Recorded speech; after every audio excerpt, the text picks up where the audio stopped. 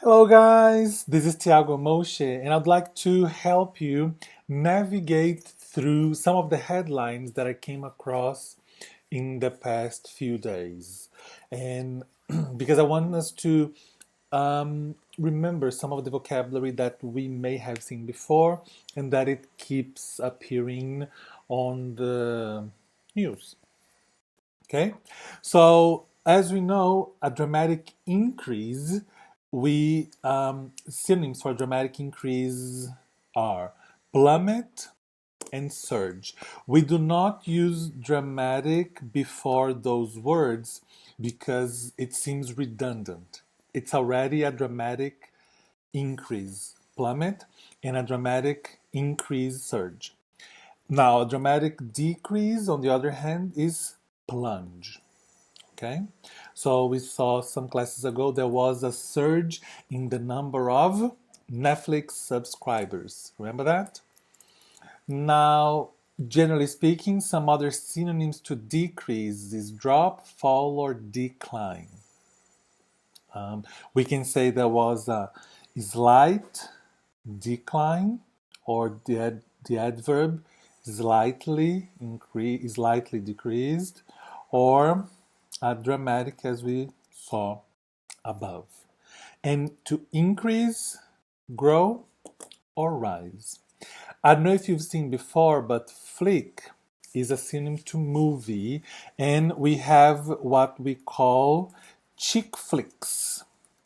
Chick flicks, they are those kind of movies that it's made for women. I know it's very sexist. I don't think we use it anymore, but just so you know the vocabulary, a chick flick would be like a very romantic comedy. So it's very sexist, but we have this word. Chick is another word for woman. Very informal. Don't use it, just so you know. Okay. Now, moving on to politics, we have GOP. GOP is the Grand Old Party. This is what it means.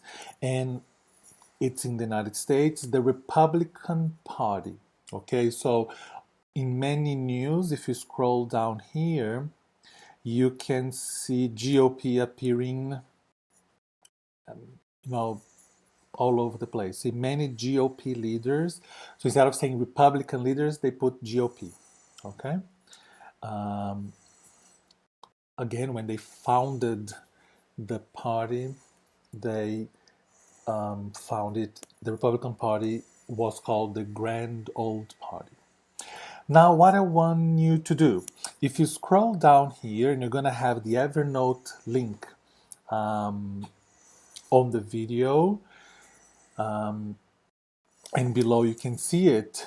You can read the headlines, not just the headlines, sorry, you can read the news, and you can fill in the gaps using those words: giant, unveiled, shift, dodge, and surge.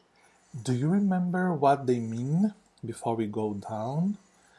Um, Let me help you out a little. To unveil means to, if you unveil a new vaccine, you can say, hopefully they will unveil a new vaccine, which means they will it will come to light. It will be revealed. Okay, so they will reveal a new vaccine. Unveil, we use more than reveal. Shift is change. Okay. Dodge, it's to avoid. And surge, we just saw above, it's a dramatic increase. So you can read the news and decide which word is missing there. Okay? And at the end, you have some extra, like some headlines, just talking about the world's largest cinema operator is back in July. It's planning to reopen. AMC said that it's planning to reopen almost all of its US and UK venues. Venues is another word for locations. So they have different venues, different locations in the US and in the UK. All right. And the key is down below. So I'm not going to scroll down more than that, but the key is below. Now, some extra vocabulary that I want to show you is speaking about where you live. If you think about distance from the city center, we say the city center. The city center is British English, downtown is American English. You can live in the suburbs, on the outskirts, or in the countryside. In many Latin American countries, the outskirts is the further from the city center, from downtown, and it's usually is the place where people with low income live. So in some other places, it's the inner city. The inner city, it's near the city center, and it's an area, oops, let's read here.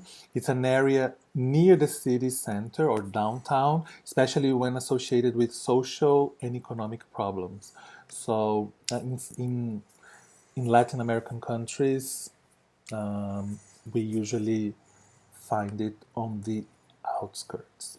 Okay, and here we have the definition. What are the outskirts? Usually the plural. It's usually used in the plural, and um, the suburbs could be in the outskirts. You know what I mean? There are also outskirts around the edges of a small town.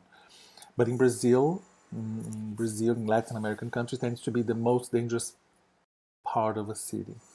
And the suburb is a town near a larger city where people typically live in houses with yards rather than apartment buildings. Suburbs are also associated with a lifestyle oriented around families with children. So, depending where you live, um, you prefer to live in the suburbs, in houses with a yard or a garden, and that's the suburb.